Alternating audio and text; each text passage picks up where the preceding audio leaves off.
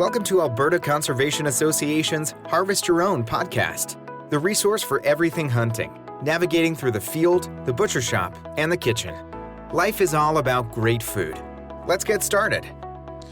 Welcome to the podcast. I'm your host, Brad Fenson, an avid outdoor enthusiast who has worked as a freelance journalist, photographer, and public speaker for over 3 decades. I have hunted, fished, and foraged all my life and hope to share my passion for the outdoors. Along the way, I want to encourage everyone to harvest wild proteins and enjoy the satisfaction of providing the next meal for your family.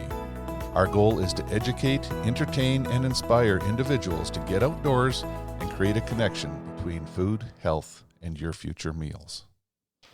Welcome to Harvest Your Own and another episode of BrAdvice or BrAdvice. You know, this week's topic can be a little sensitive with a lot of the public and even with some hunters. Have you ever heard of predator management? Ooh, there's the words. They fly out there and right away it gets really emotional. You know, some people picture wiping out all the predators and others think it's unnecessary or outdated, while others feel that it's way overdue and that it's out of control. There's no middle ground. There's no happy balance. There's no common sense. There's just mostly emotion. So let's look at predator management a little bit because it's a very important thing in Alberta. You know, it goes back to, Alberta's fortunate. It goes back to some of the early science and studies that were done with John Gunson and some of our other early biologists, and looked at everything from black bears and wolves and coyotes and even down to skunks and things that can be predators of ground nesting birds and their eggs. You know, we often only define our predators as the big carnivores like wolves and coyotes, but it's much broader than that. And when we look at predators, what we should be looking for is a balance. You know, the truth is our landscapes that we hunt and we explore on nowadays are not untouched wildernesses. You know, they're shaped by roads and agriculture and forestry and oil and gas development and all kinds of things that are human pressure that applies to everything on the landscape. So in a lot of places, that natural balance with predators and prey is a little bit skewed. It's often disputed, but it's also important to note that when we manage everything else in an ecosystem, from the forest covers to ungulates, leaving a piece out like predators quickly creates imbalance. And a key word here is management, because predators should be managed to sustain their populations and their presence on our landscape. I know for myself, I don't want to see them wiped out. Some people get so mad at predators, they just want them all gone. But it's like anything else in our environment, our ecosystems. Everything needs to be sustained and balanced and managed, not leave one component out of that puzzle. So first, one of the things that we can consider is looking at protecting vulnerable prey species. You know, our caribou are a prime example in Alberta of a species that's needed a lot of help. They're in a predator pit. Their populations fall. The young of the year, there's hardly any that survive into adulthood, so their populations can never grow. And if we lose adults out of that population, it continues to decline. So habitat loss, harsh winters, human presence, and everything else have impacted the caribou, created better situations for our predators, makes them more efficient, and of course we see the downfall of that. So predator management can be a very effective tool in making sure that we have all species on the landscape. You know, we don't want to see our caribou disappear. So is predator management a part of their management and their future survival and presence on the landscape? Secondly is looking at restoring a balance between where it's already been thrown off, basically. Nature can balance it itself when it is left alone, but our world is not left alone in any sense of the words these days. You know, we manage everything. We're everywhere. We're on all the landscapes. Predator numbers increase beyond what we can accept in our altered landscapes. You know, we've given them a lot of bonuses and benefits where we create linear corridors through the forest. And of course, prey species like caribou and moose, they get on those straight lines. It's really easy travel when things could be tough going through old growth, thick forest. And they use them. Well, of course, the predators key in on that and become very effective because they use them for specific hunting grounds instead of having to search a large piece of forest. They learn to hunt those linear corridors and become much more efficient. So, you know, restoring that balance, trying to find a way to to offset some of our human disturbance. Like, let's face it, we all want to have wood to build our homes and oil and gas to heat our places. So we're part of the problem too. So where can we find that balance? That's always the third thing we're looking for, or the second thing. Third is reducing the conflicts overall. This is where things get interesting with people on the land. Predators don't just impact wildlife. They impact jobs, livelihoods, and certain parts of our society that we depend on for food as well. You know, in Alberta, predator depredation on cattle alone is estimated at around $20 million a year. That is like substantial.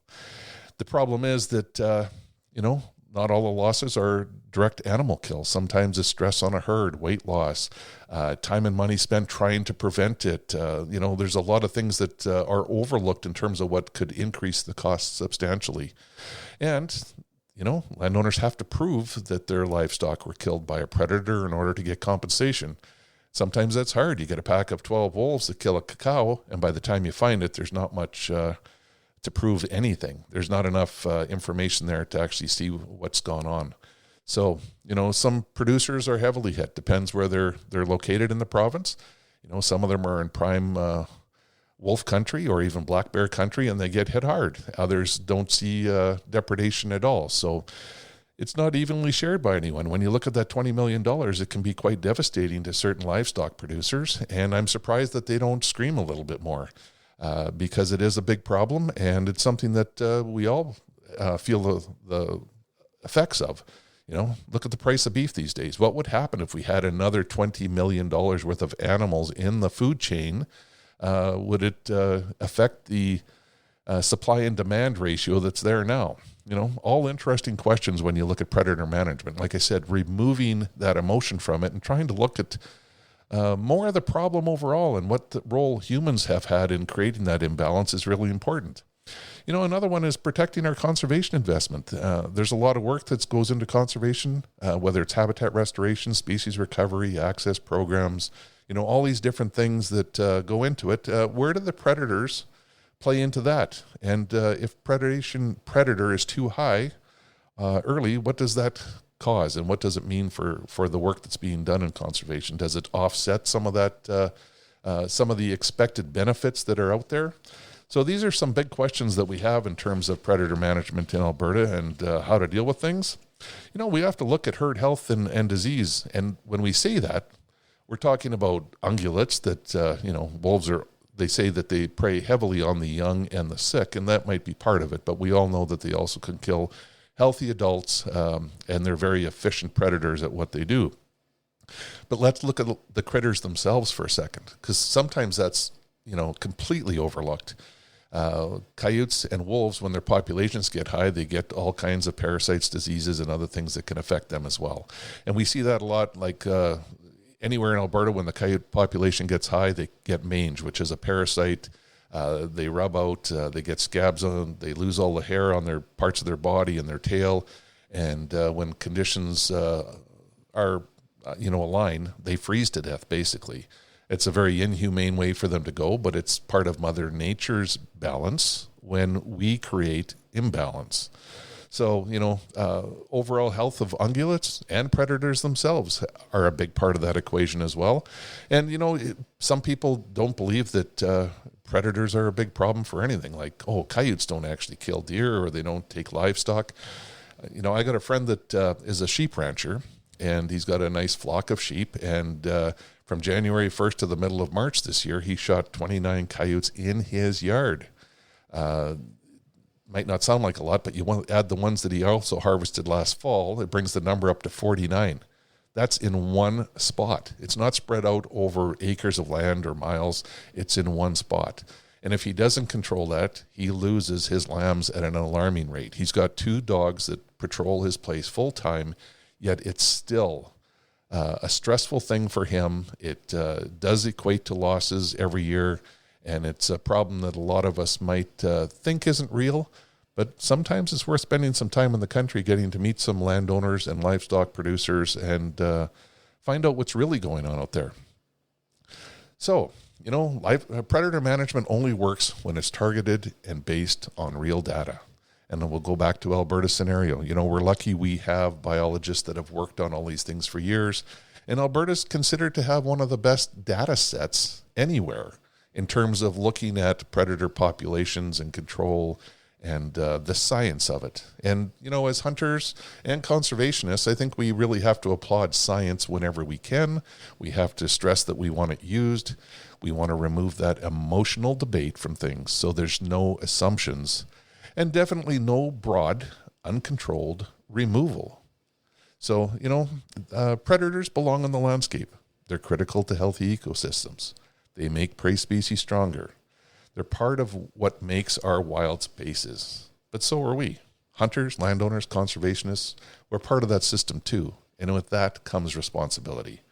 Predator management isn't about choosing predators over prey or prey over predators. It's about making sure both can coexist long term. That's the key to wildlife management and populations and keeping them healthy. It's something to really consider. At the end of the day, it comes down to one word, and that's stewardship. Doing what's necessary, not always what's easy, to keep the system in balance. Because if we want a future for wildlife, and that's all wildlife on our landscape, we need to be willing to manage it responsibly. We hope to inspire people to reconnect with nature and appreciate where your food comes from by harvesting your own. For more information on getting started or to learn specifics about the Field to Fork experience, visit harvestyourown.ca and follow on Facebook and Instagram. Check back often for new material, recipes, and videos that are posted regularly. Please subscribe to Harvest Your Own podcast and take the time to rate and review the show to help us build a dedicated core of passionate hunters as our regular audience. Until next time, embrace the outdoors and all it has to offer. Thanks for joining us.